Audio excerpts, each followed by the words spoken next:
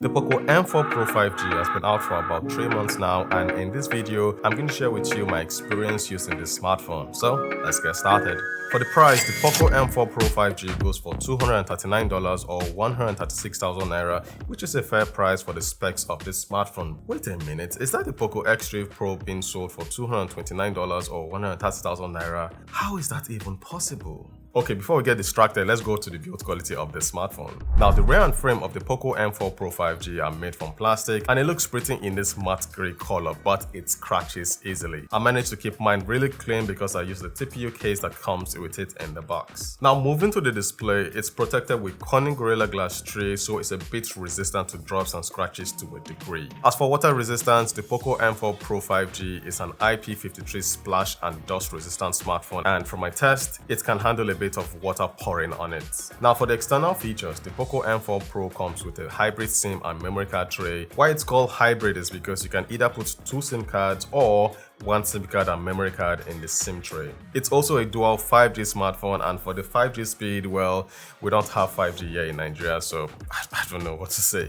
The microphone on this smartphone is good. It has 2 of them. The IR blaster is present as well, and I find myself using it quite often. On the right side is where the volume keys and power/fingerprint scanner are located. The fingerprint scanner on this smartphone is fast, accurate, and I haven't had issues with it. Now, one area where I'm going to score the Poco M4 Pro 5G low is with the so-called dual stereo speakers. The bottom fire speaker is the main speaker and it's loud, but the speaker on the ear grill is not a good one. You can hardly hear it. Now, moving to the display, the Poco M4 Pro 5G has a 6.6-inch IPS LCD panel with a resolution of 1080 by 2400 pixels. It has a refresh rate of 90 Hz and a touch sampling rate of 240 Hz, which makes it a very fast and responsive display. For brightness, it got a reading of 320 nits from my test, and using it outdoors is okay. Now, even though this smartphone has an IPS LCD display, the colors kind of pop. Consuming media on this device is enjoyable. And now for performance, the Poco M4 Pro comes with the Mediatek Dimensity 810 processor. It's a 6nm processor. For the GPU, it comes with the G57 GPU, and for me, the performance has been great so far.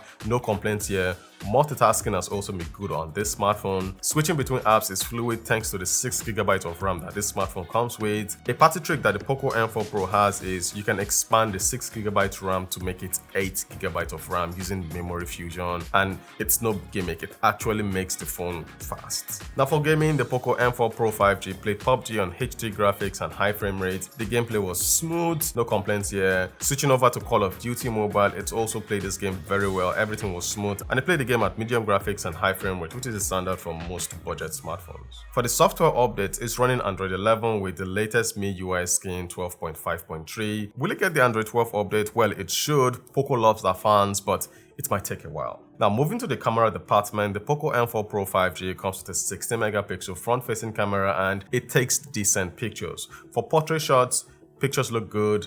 Video isn't bad either, but it's not one of its strong suits. Overall, the front-facing camera is good. Now, moving to the rear camera, the Poco M4 Pro 5G has a 48-megapixel main camera and an 8-megapixel ultra-wide camera. The main camera isn't bad as well. Portrait shots look good.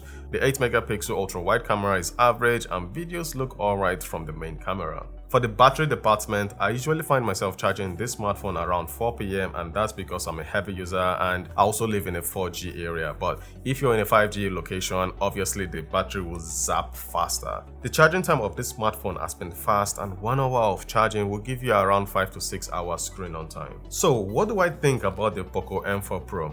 Well, it's a decent smartphone. I would recommend it. It checks all the boxes for a budget smartphone, but if you can find the Poco X3 Pro for cheap, that's the smartphone to go for. So that's been it for my long-term review of the Poco M4 Pro 5G. It's a decent smartphone and I will highly recommend it. Thank you for watching, hit the like button, and I will see you guys soon. Signing out.